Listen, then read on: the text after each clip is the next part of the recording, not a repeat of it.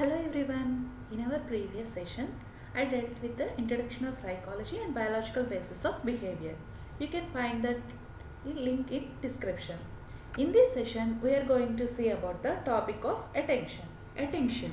Attention is the name itself denotes some grasping the object or particular at a particular time. For example, now we can see the small video clip. The food here is so good. I wish there was more sauce though. I agree, that's the waiter. Okay, thank you. Excuse me, sir? Oh, he probably just didn't hear me. Oh, there he is again. Excuse me, sir! Sir, excuse me! Excuse me, sir!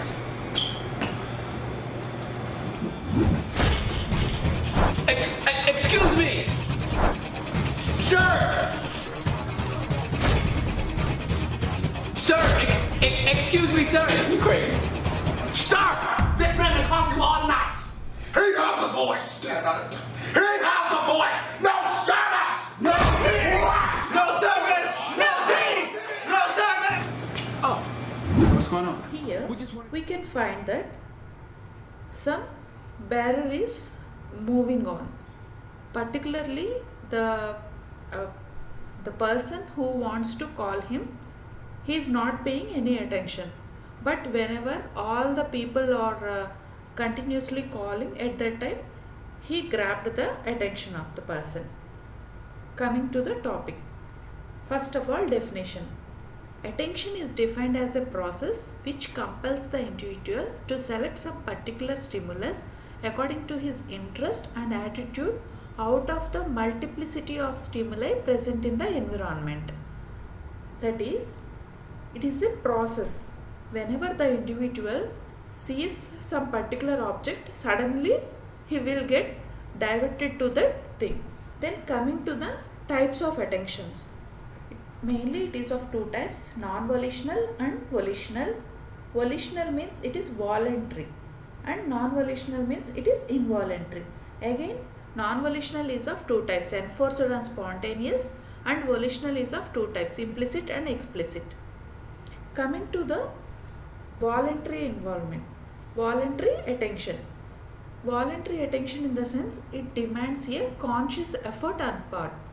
For example, if the exam is going on, if somebody is questioning, immediately some of the person who are interested in that topic, he will voluntarily answer to that question.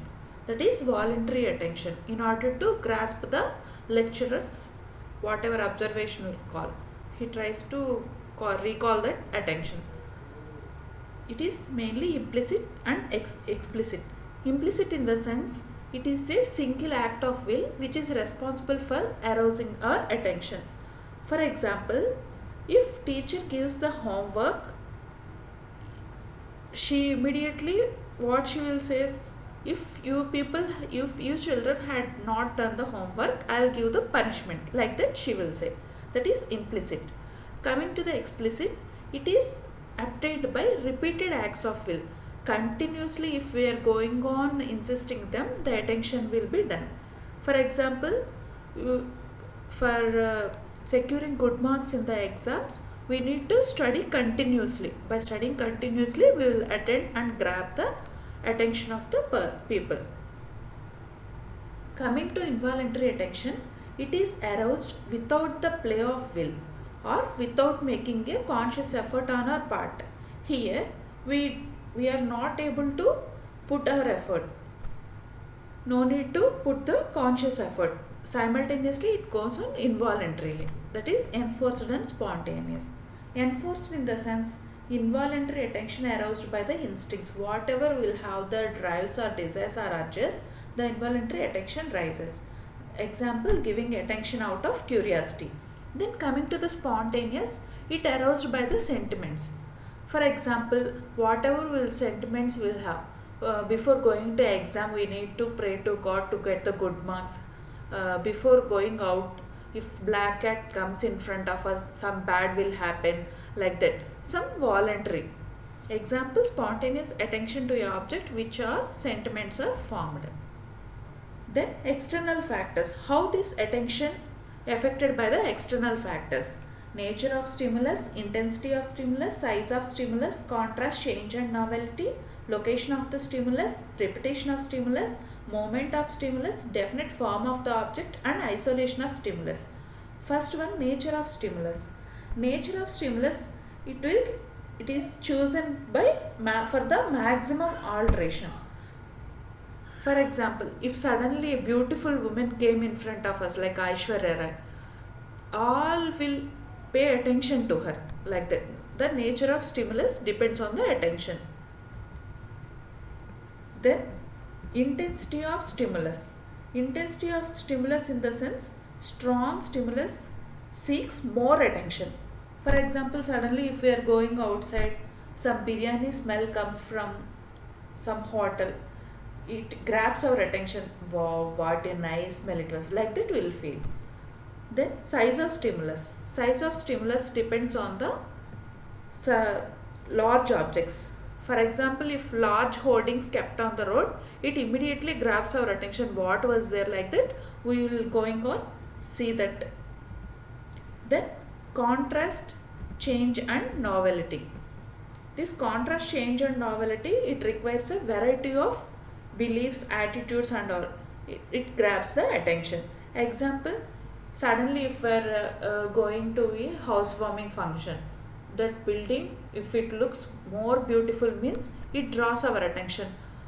What we'll think in our mind, how beautifully they constructed, what material they had used, like that we used to think. Then location of the stimulus. Location of the stimulus in the sense, if we had seen some advertisement on the newspaper, in front page, if the notification or advertisement was given, it immediately grabs our attention. What was there in front page itself they had given, what they had shown, like that it grabs our attention. Like that we will go and check it over there.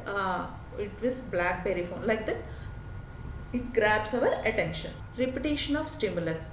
Repetition of stimulus in the sense, if misspelled word, suppose for example, if we are going on spelling some misspelling words continuously, if one time it doesn't matter, but continuously if we are going on repeating that same thing, all will grasp that situation. Movement of the stimulus. For example, movies. What happens in the movies when we are observing the objects, persons, everything will moves on. If before coming to our attention topic, we had seen some slide, whatever they are performing we are observing, that immediately grabs our attention. Definite form of the subject. If the sharply defined object was there, it immediately grabs our attention. Then isolation of the stimulus. Here we are seeing, if a child sits in a classroom separately, the teacher is continuously taking class and the child is sitting separately, means that child immediately grabs the teacher's attention. Why the child sat like that, what he is thinking, why he is not concentrating on the class, like that we used to think on that. Then internal factors.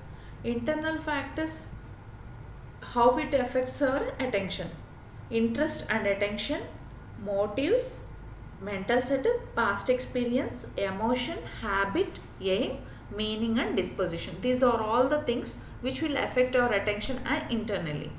Interest and attention. Whatever we are interested in the subject or anything, that immediately grabs our attention. For example, if we take into consideration that if the exams are going on, we will study whatever we interested in the subject, you used to concentrate on that because we'll have the interest on that. So we'll secure more marks in that. Coming to the motives, basic drives or urges of the individual are important. In this, for example, hunger, motives and fear, like that it grabs our attention. Then mental setup. If the person attend objects with mind continuously, it grabs our attention. For example, on the day of on the day of exam, if anything related to that exam matter, like if some person will say that important question will come in exam, like that, if we will hear with our ears, means it immediately grabs our attention. What was that question? If we will get that question in the exam, why, how we will prepare, how we will interpret that, like that we used to think. Then past experience. Past experience in the sense, whatever we face, person is sincere to us. For example, if some person is continuously giving advices to us in the past, we used to stick to him in present and future also. Whatever he advises, if the thing comes to the thing correct, we used to follow him in the present and future also. Then emotion. Coming to emotion, attention was immediately done by the emotional state of person. Then habit. Man develops the habit of attending the desirable things. Whatever we used to have thing in the mind regularly, we used to attend that thing. Coming to aim, if the student wants to get the more marks, he used to attend the classes regularly and takes the notes immediately soon after the class, and after going home he used to prepare that thing, how we will perform in the examination, like that all he will have the planning. Then meaning. Meaningful stimulus attracts more attention. Coming to the disposition, some persons may believe if we will attend the prayers regularly, we will have the peace of mind in our home. Like that prayers will continuously attracts our attention. I hope you guys understand this topic of attention. Thank you guys for watching the video. Please do like, share. I am going to come up with more classes like this. Thank you one and all.